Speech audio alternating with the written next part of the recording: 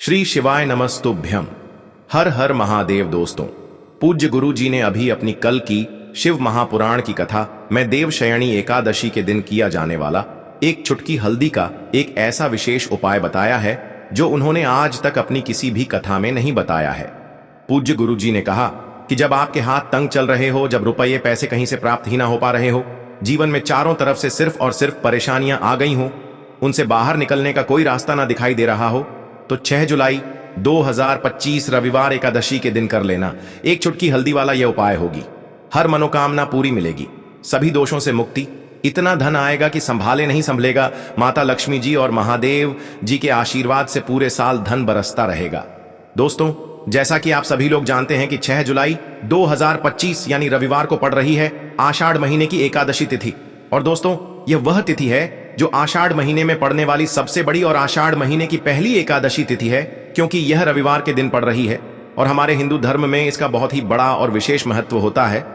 पूज्य गुरु जी ने कहा है कि अगर कभी भी मौका लग जाए और आषाढ़ महीने की एकादशी तिथि रविवार को पड़ जाए तो आप लोगों को सिर्फ और सिर्फ हल्दी वाला उपाय तो अवश्य ही करना चाहिए, क्योंकि इन दोनों तिथियों का संयोग बहुत ही कम आता है। इसी के साथ दोस्तों, गुरु जी ने कहा है कि जब भी आषाढ़ महीने की एकादशी तिथि पड़े तो आप लोगों को सिर्फ और सिर्फ एक दीपक और हल्दी वाला उपाय तो अवश्य करना चाहिए। यह उपाय इतना खास है कि अगर आपने सही मुहूर्त पर सही क्रिया अनुसार एक चुटकी हल्दी वाला यह उपाय कर लिया, जो प्राचीन काल के समय का महा उपाय है, तो मान के चलिए दोस्तों, महादेव जी के आशीर्वाद से आपके जीवन का कितना ही बड़ा दुख हो, उससे आपको मुक्ति मिल जाएगी। आपकी कोई भी मनोकामना हो, मान लीजिए आप नौकरी की तैयारी कर रहे थे तो आपकी नौकरी लग जाएगी, आपका बंद पड़ा व्यापार चल पड़ेगा। और दोस्तों, आप जिस बीमारी से आप बहुत दिनों से परेशान थे, उस बीमारी से आपको मुक्ति मिल जाएगी। आपके जीवन में धन आना शुरू हो जाएगा, आपके जीवन में धन आने के नए नए रास्ते खुल जाएंगे। और मान के चलिए दोस्तों, फिर आपको किसी भी प्रकार की परेशानी का सामना नहीं करना पड़ेगा। इसीलिए दोस्तों, 6 जुलाई देवशयनी एकादशी के दिन आप लोगों को इस वाले उपाय को जरूर कर लेना है।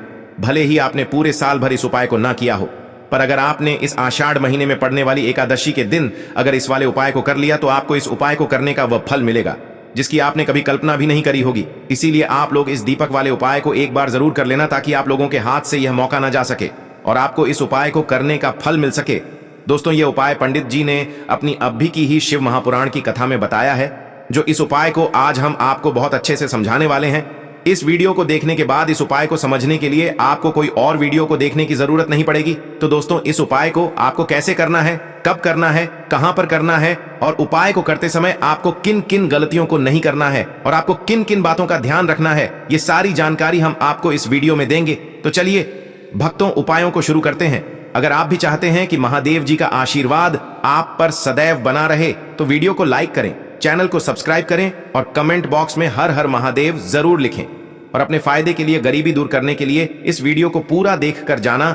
यदि आज आपने वीडियो को बीच बीच में से देखा, काट काट कर देखा, तो जीवन में आपको कभी सफलता हासिल भी नहीं होगी। देखिए दोस्तों, यह 6 जुलाई रविवार एकादशी का दिन यह इतना खास होता है, इतना महत्वपूर्ण होता है।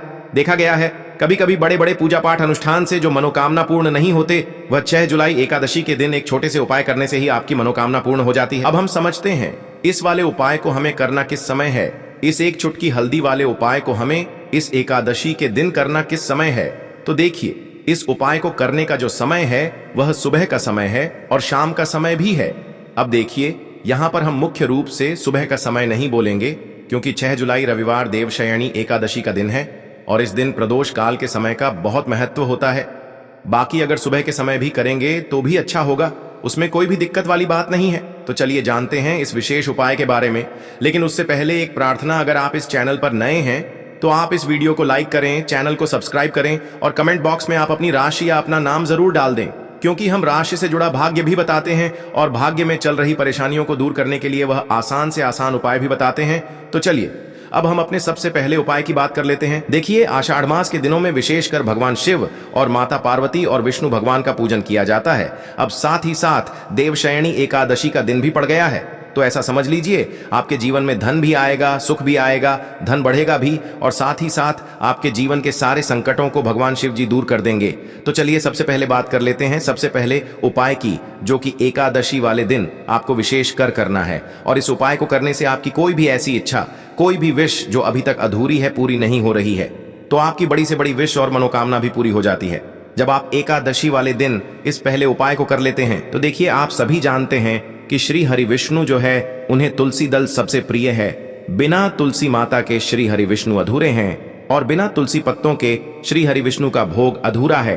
अब श्री हरि विष्णु को प्रसन्न करके आप अपनी किसी भी मनोकामना को पूरा कर सकते हैं, क्योंकि श्री हरि विष्णु प्रसन्न हो गए तो आपकी कोई भी विश और इच्छा मनोकामना अधूरी नहीं रहेंगी। तो आपको तुलसी के 5 पत्ते लेने हैं।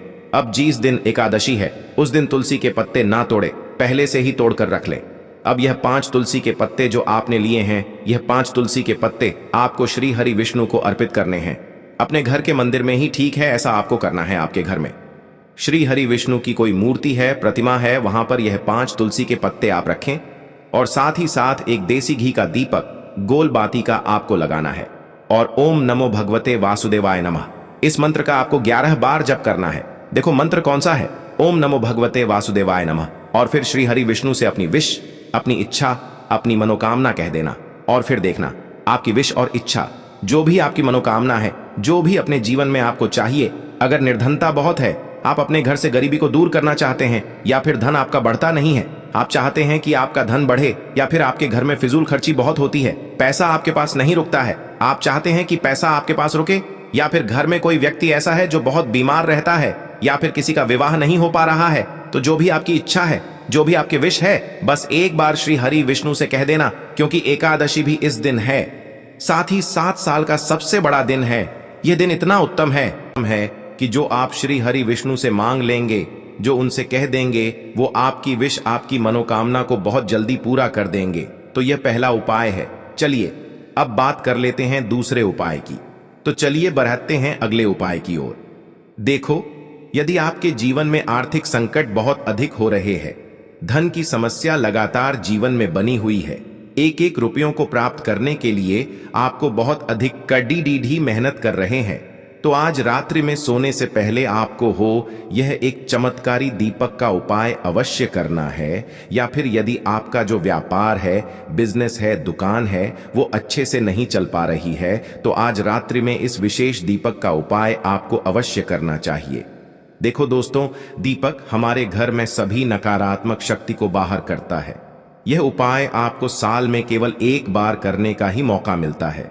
केवल और केवल एकादशी पर ही इस उपाय को किया जाता है। देखिए, इस उपाय के लिए आपको तुलसी जी की जो सूखी लकड़ी होती है उसे ले लेना है। देखिए दोस्तों, यदि आपके पास पुरानी तुलसी जी की लकड़ी है तो उसे आप ले सकते हैं, और यदि आपके घर में तुलसी जी जो लकड़ी है वो सूखी हुई है तो उसकी लकड़ी आप तोड़ डीएच करके इस्तेमाल कर सकते हैं। लेकिन आपको ध्यान रखना है कि सूर्यास्त से पहले पहले ही आपको ये जो तुलसी जी की लकड़ी है इससे अवश्य ही तोड़ लेना है, और एकादशी के दिन लकड़ी को नहीं तोड़ना है। तो इस उपाय के लिए आपको सबसे पहले तो एक मिट्टी का दीपक लेना होगा। आप चाहें तो आटे का दीपक भी ले सकें, क्योंकि आटे का दीपक सभी दीपक में सर्वोत्तम माना गया है। इस दीपक के अंदर आपको शुद्ध घी का प्रयोग करना होगा, और इससे दीपक के अंदर अपने जो तुलसी जी की लकड़ी ली है उसे भी रख देना है। लेकिन ये जो तुलसी जी की लकड़ी है, इसमें आपको चारों तरफ अच्छे से घी लगा लेना है। देखिए, गुरुजी ने बताया है कि जो तुलसी जी की लकड़ी है, यदि आप उपाय करते हैं और बहुत ही शीघ्रता से जल जाती है, तो इसके लिए आपको एक कार्य करना है। आपको थोड़ी सी रुई ले लेनी है, और उससे रुई को आपको जो तुलसी जी के अपने लकड़ी ली है उस पर अच्छे से चारों तरफ लपेट देनी है। तुलसी जी की लकड़ी के ऊपर रुई लपेटने के बाद इसे आपको पूरा घी के अंदर डुबो लेना है। अब इसे आपको बाती के रूप में प्रयोग करना है। अब दोस्तों, इस दीपक को आपको प्रज्वलित कहाँ करना है? तो इस दीपक को आपको या तो भगवान विष्णु के सामने प्रज्वलित करना होगा, या फिर आपको भगवान श्री राम के सामने प्रज्वलित करना होगा, या फिर भगवान कृष्ण के सामने, यानी कि भगवान विष्णु के जो भी अवतार हैं उनके सामने आप ये दीपक प्रज्वलित कर सकते हैं। या फिर आप इससे दीपक को माता तुलसी जी के सामने भी प्रज्वलित कर सकते हैं। पूज्य गुरु जी ने बताया है कि जो भी व्यक्ति इस प्रकार से तुलसी जी की डंडी से यह दीपदान कर देता है, उसके जीवन में कभी भी धन की समस्या नहीं होती है। इसीलिए आपको ये पूरे साल में केवल एक बार ही मौका मिलता है। इस उपाय को करके देखना, आपकी सभी इच्छा जरूर पूर्ण होगी। यह जो उपाय है रात्रि में सोने से पहले करना है। बात करते हैं अगले उपाय की। अब बताते हैं तुलसी के गमले में आपको वो कौन सी चीज डालनी है जिस उपाय को करने से आप अपने जीवन में महाधनी बन जाएंगे। इतना धन आपको मिलेगा कि कभी भी आपके धन में कमी नहीं आएगी, कभी भी आपका धन बर्बाद नहीं होगा। आपके पैसे की बर्बादी बिल्कुल आपके जीवन से रुक जाएगी। और जो लोग कहते हैं कि घर में पैसा तो आता है, पैसा रुकता नहीं है और पैसा बढ़ता नहीं है, वृद्धि नहीं हो रही है, उन्हें भी विशेष यह दूसरा उपाय बुधवार एकादशी वाले दिन जरूर करना चाहिए। तो देखिए, पहले ही आपको बता दिया कि श्री हरि विष्णु की पूजा और उनका भोग श्री मतलब तुलसी मैया के बिना अधूरा है ना। और तुलसी मैया जो है वह श्री हरि विष्णु के बिना अधूरी है। तो देखिए, जब भी आप तुलसी का कोई उपाय करेंगे तो सीधे सीधे आप श्री हरि विष्णु को प्रसन्न कर लेते हैं। अब व्यक्ति को, यानी जो भी व्यक्ति है, किस व्यक्ति को कितना धन देना है, यह श्री हरि विष्णु के हाथ में होता है। धन देने का काम मां लक्ष्मी करती है, जो कि मां तुलसी का ही एक रूप है। मां तुलसी जो है ये माता लक्ष्मी का ही स्वरूप है ना। तो आपको करना क्या है, आपको लेनी है यहां पर हल्दी पिसी हुई, जो कि श्री हरि विष्णु से जुड़ी हुई है, आपके गुरु गृह से जुड़ी हुई है, आपकी कुंडली में गुरु को मजबूत करती है, सुख सौभाग्य को खींचने का काम करती है, धन को बढ़ाने का काम करती है। तो एक चुटकी पिसी हुई हल्दी आपको लेनी है और यह पिसी हुई सूखी हल्दी ही आपको अपने गमले में तुलसी का पौधा जिस गमले में लगा है उसमें अच्छे से इस हल्दी को डालना है, ठीक है ना। और ओम नमो भगवते वासुदेवाय नमः इस मंत्र का जाप करना है। कितनी बार, कम से कम 11 बार जाप करना है। ओम नमो भगवते वासुदेवाय नमः इस मंत्र का जाप करते रहना और हल्के हल्के से तुलसी के पौधे में आपको पूरे गमले में पिसी हुई हल्दी का छिड़काव करना है। तो देखिए, जो व्यक्ति इस उपाय को एकादशी के दिन कर लेता है, ऐसा समझ लीजिए अपने जीवन से नहीं आने वाली 7 पीढ़ियों के जीवन से निर्धनता और गरीबी को दूर कर देता है। क्योंकि हल्दी जो है ना, ये साधारण नहीं है। हल्दी इतनी उत्तम होती है कि रातों रात आपके जीवन में चमत्कार करती है। आपने देखा होगा कि कोई भी शादी होती है, विवाह होता है ना, कोई भी ऐसा शुभ काम हम करते हैं उसमें हल्दी जरूर लेते हैं। गृह प्रवेश जब हम करते हैं तो हल्दी के स्वस्तिक का निर्माण करते हैं। कोई भी अच्छा काम करने जा रहे हैं, हल्दी उसमें लेते हैं। और हल्दी जो है यह आपके गुरु गृह को मजबूत कर देती है। अगर कुंडली में गुरु कहीं ना कहीं मजबूत है तो इससे उत्तम उपाय आपको ऐसा समझिए एकादशी का मिलेगा नहीं, बहुत ही उत्तम उपाय है। तुलसी के गमले में एक चुटकी पिसी हुई हल्दी डालना है, तो यह बहुत ही उत्तम उपाय है। इस उपाय को आप जरूर करें। एकादशी वाले दिन और साल का सबसे बड़ा ये दिन है। तो इस उपाय को करने से श्री हरि विष्णु आपसे न केवल प्रसन्न होते हैं, आपसे इतना प्रसन्न हो जाते हैं कि जीवन में कभी आपके गरीबी और निर्धनता को नहीं आने देते हैं। तो चलिए अब बात कर लेते हैं अपने तीसरे उपाय की, जो कि मुख्य द्वार से जुड़ा हुआ है। और यह उपाय है स्थिर लक्ष्मी के वास के लिए। ऐसा पैसा आपके घर में आएगा जो आपके घर में ही रुकेगा। ऐसा पैसा कभी आपके घर में नहीं आएगा जो आपके घर से जाएगा और विशेषकर फिजूल खर्ची में जाएगा। अब आधे से ज्यादा लोगों की यही समस्या होती है कि घर में पैसा तो आता है लेकिन बहुत जल्दी घर से चला जाता है या फिर फिजूल खर्ची में चला जाता है। तो धन की बर्बादी जिन लोगों के घर में हो रही है उन्हें विशेषकर यह तीसरा उपाय करना है। या जिन लोगों के पास बिल्कुल पैसा आना बंद हो गया है, सर पर लगातार कर्जा बरत रहा है, उन्हें भी यह तीसरा उपाय करना है। तो देखिए आपको फिर से क्या लेना है, हल्दी लेनी है पीसी हुई, जो कि श्री हरि विष्णु से ही जुड़ी हुई है ना। पीसी हुई हल्दी लेनी है और थोड़ा सा पानी डालकर उसका गाढ़ा गाढ़ा आपको पेस्ट बना लेना है। अब इसी हल्दी से आपको अपने घर में स्वास्तिक बनाने हैं। कितने स्वास्तिक? एक स्वास्तिक आपको बनाना है अपनी तिजोरी पर, जिसमें आप पैसा रखते हैं। चाहे तो आप संदूक में रखते हैं, अलमारी में रखते हैं, जिस चीज में भी पैसा रखते हैं, बस वहां पर हल्दी से एक स्वास्तिक बनाना है। दूसरा स्वास्तिक आपको कहां बनाना है? अपने घर के मंदिर में, है ना। और 2 स्वास्तिक आपको बनाने हैं अपने घर के मुख्य द्वार पर बाहर की तरफ। हल्दी से 4 स्वास्तिक आपको बनाने हैं। 2 स्वास्तिक मुख्य द्वार पर बाहर की तरफ, एक तिजोरी पर, है ना, और एक अपने घर के मंदिर में।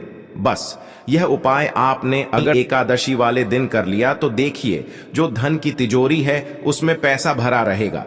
कभी भी धन की तिजोरी धन से खाली नहीं होगी, क्योंकि जहां पर हल्दी का स्वास्तिक होता है वहां कभी धन की कमी नहीं होती है। हमेशा वहां पर धन की देवी माता लक्ष्मी वास करती हैं, क्योंकि हल्दी किससे जुड़ी हुई है? श्री हरि विष्णु से। और मां लक्ष्मी कहां होती है? जहां श्री हरि विष्णु वास करते हैं। अब बात करें कि आपके घर का मंदिर जो है उसमें अगर आप एक स्वास्तिक बनाते हैं तो आपके घर से ऊर्जा जो है पूरे में ऊर्जा फैलती है ना?